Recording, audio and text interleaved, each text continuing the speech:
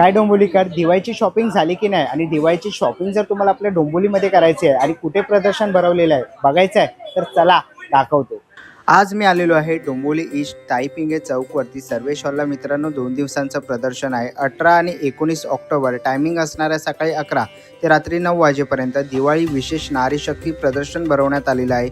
इकडे तुम्हाला दिवाळीचा फराळ, आकाश कंदील, लाइटिंगचे तोरण, पणत्या बघायला मिळणार आहेत. तसंच महिलांसाठी इकडे तुम्हाला हँडलूम साडीज बघायला मिळणार आहेत. तसंच तुम्हाला इकडे अगरबत्ती, धूप, कापूर, कुर्तींचा स्टॉल बघायला मिळणार आहे. बच्चे कंपनीसाठी तुम्हाला इकडे विविध प्रकारचे कपडे तसंच फराळाचाही स्टॉल तुम्हाला इथे बघायला मिळणार आहे.